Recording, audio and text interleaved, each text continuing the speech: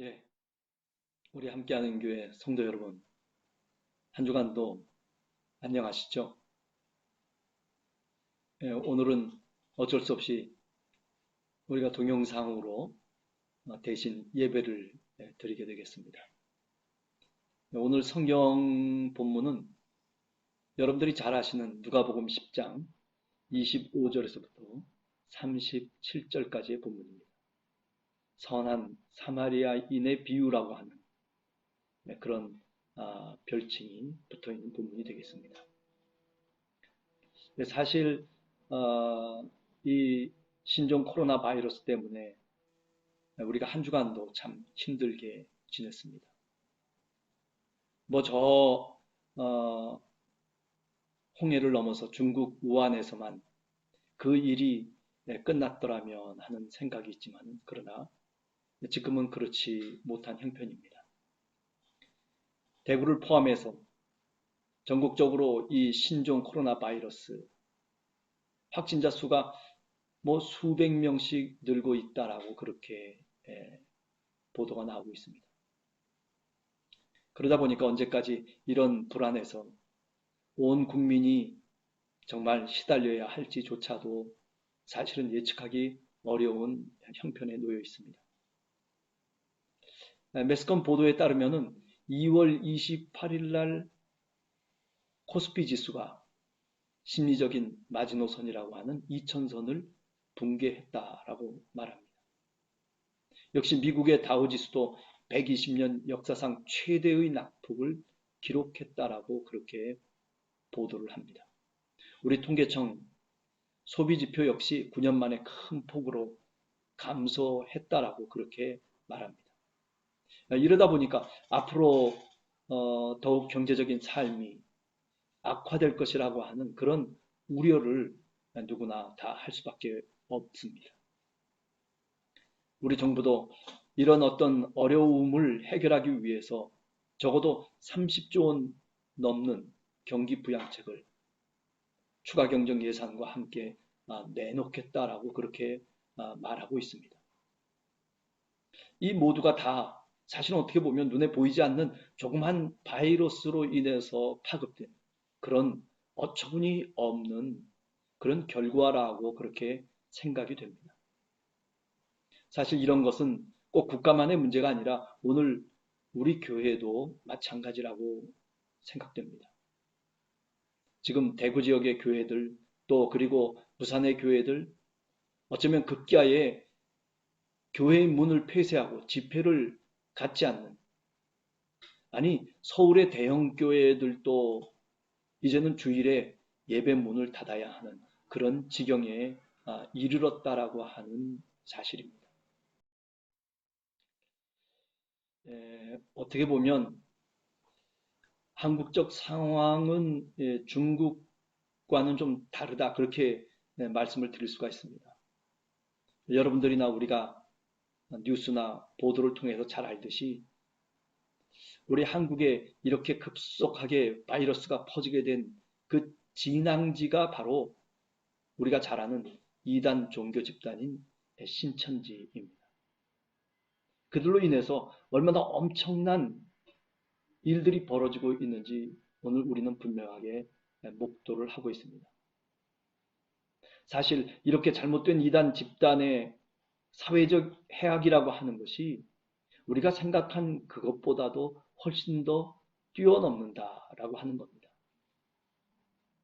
자, 그런데도 불구하고 어떤 사람은 이런 기독교 이단 집단이 신천지를 그저 교회의 한 분파 정도로만 그렇게 안일하게 말하는 사람도 있습니다.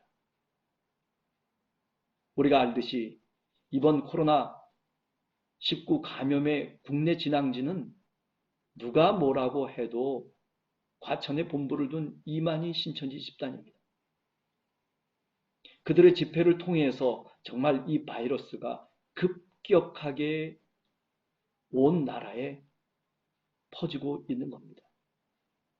그들이 누구입니까? 그들은 마치 기독교적인 또는 기독교회인 척하면서 거짓의 탈을 쓰고 그리고 사회의 구석구석 어쩌면 누룩처럼 우리 사회 속에 어느새 파고 들어와 있다는 것을 우리는 이 사건을 통해서 다시 한번 깨닫게 됩니다. 안타까운 일입니다. 자, 그렇다면 그저 안타까운 마음만 갖고 끝내야 되느냐 하면 그렇지 않다라고 하는 거죠. 이런 때 우리 교회들이 정말 정신을 바짝 차리고 어떤 판단과 어떤 행동을 보이느냐, 이게 사실은 매우 중요한 것입니다. 우리 크리스찬들이 어떻게 다시 이 사회 속에서 어떤 모습으로 비춰지느냐라고 하는 것. 추락한 사회적 위상을 더 나락으로 떨어뜨려 버리느냐, 아니면 그래도 교회의 어떤 행동을 통해서 그 위상을 조금이나마 회복할 수 있느냐.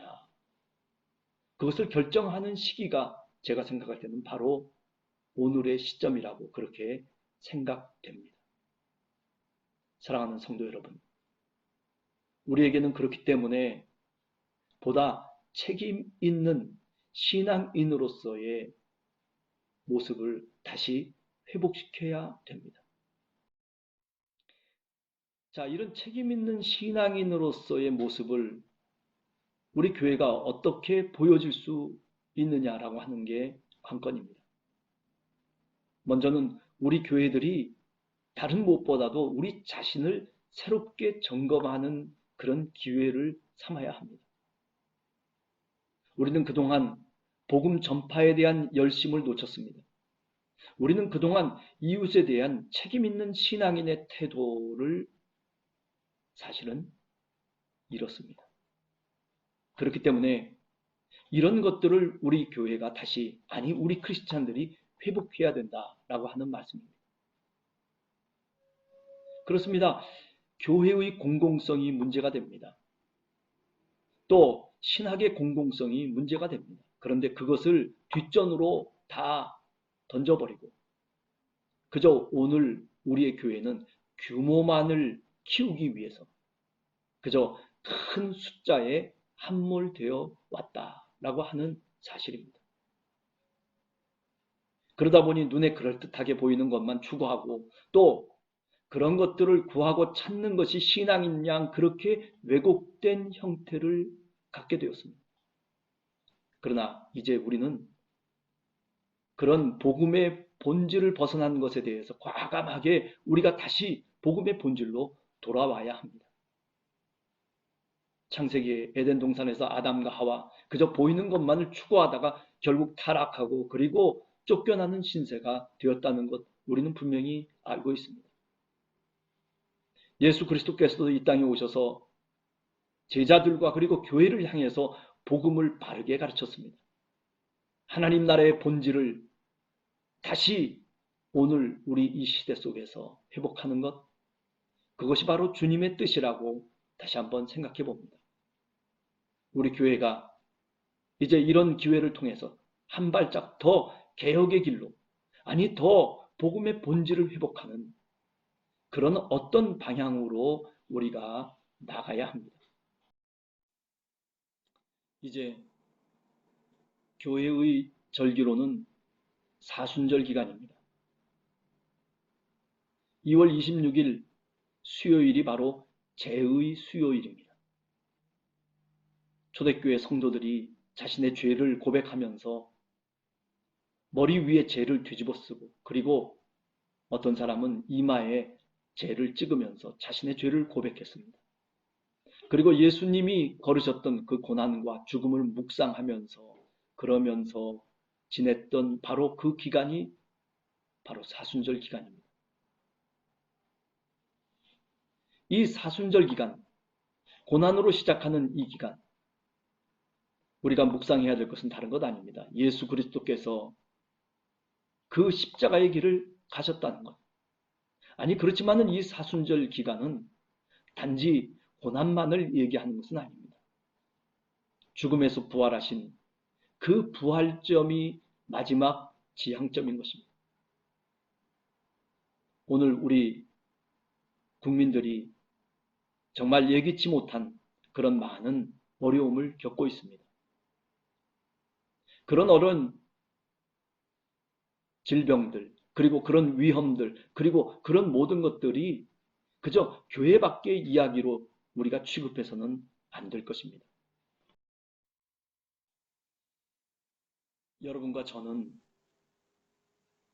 선한 사마리아인의 비유, 오늘 본문을 정말 잘 알고 있습니다.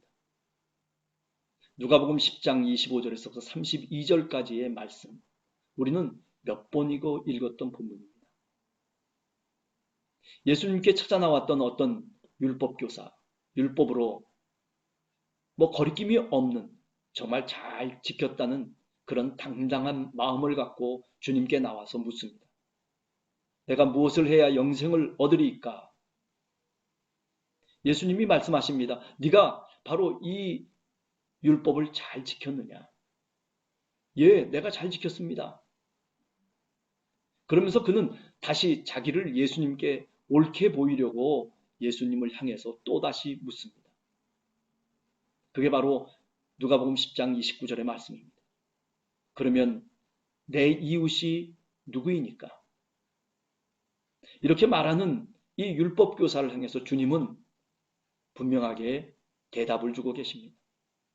강도 만난 자의 이웃이 바로 제사장이나 또는 레위 사람이 아니라는 것입니다. 우리의 이웃은 바로 선한 사마리아인이라고 그렇게 그 율법 교사에게 답을 주고 있습니다. 왜 그렇습니까?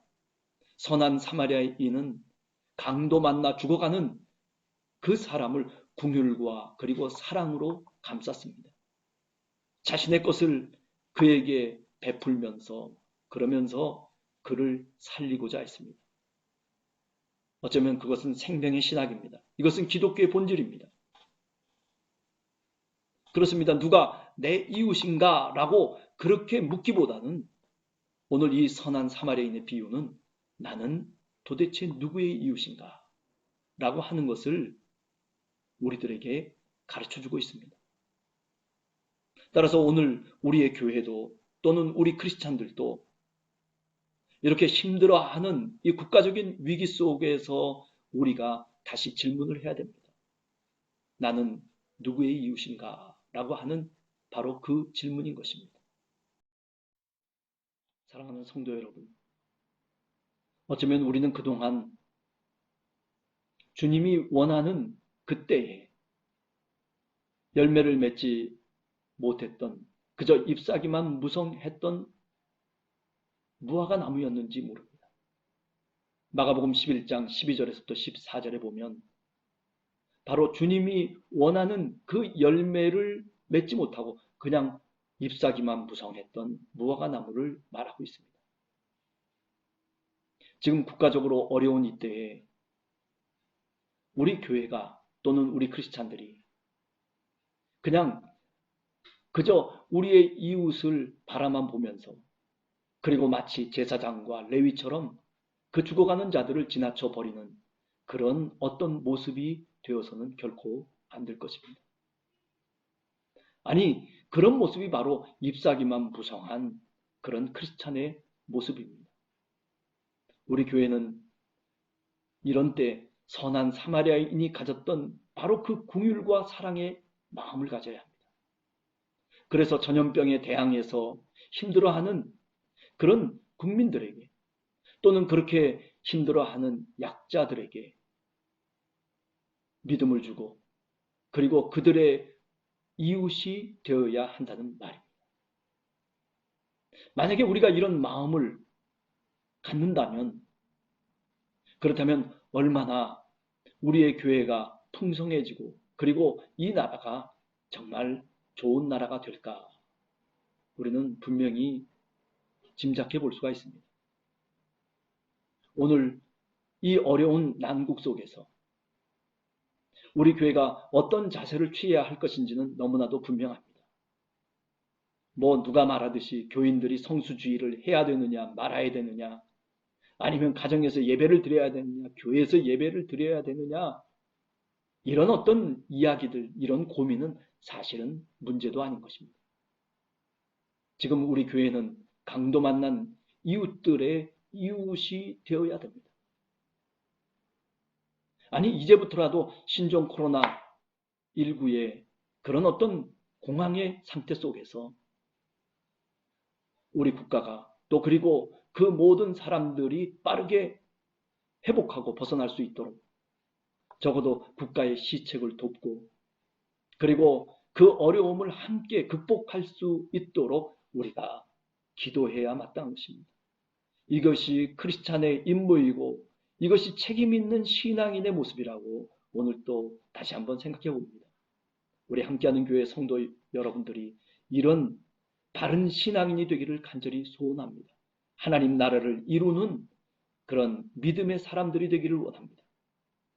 그래서 오늘 우리 국민이 처한 어려움을 우리 교회들이 함께 나누고 그리고 그 일에 동참해서 수고와 노력을 아끼지 않는 그 속에서 이제 사순절 이 기간이 끝나는 40일 후에는 우리 모두가 기쁨의 부활절을 맞이하고 그리고 우리 국민 모두가 이런 엄청난 바이러스의 폐로부터 아니 신천지의 그 잘못된 해악으로부터 다시 벗어날 수 있는 그런 계기가 되기를 간절히 바랍니다.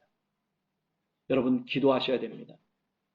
여러분 같이 이 국가를 위해서 또 연약한 성도들을 위해서 우리가 같이 함께 기도할 때가 바로 오늘이라고 생각합니다.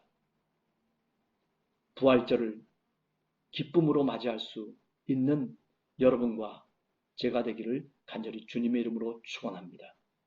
기도하겠습니다. 하나님 아버지 감사합니다. 이렇게 주님께서 우리들을 돌보아 주시고 또 우리가 위험에 처할 때마다 우리와 함께 하시는 주님의 그 크신 사랑과 긍휼을 오늘 또 고백합니다. 저 대구에 많은 사람들이 오늘 또 힘들어하고 또 우리의 교회가 오늘 또 안타까움 속에서 기도를 하고 있습니다. 사랑의 주님, 이 나라를 찾아와 주시고 하나님 이 바이러스의 어려움으로부터 빨리 회복될 수 있는 그런 은총과 은혜를 우리 모두 위에 허락해 주시옵소서. 예수님의 이름으로 간절히 기도하옵나이다. 아멘.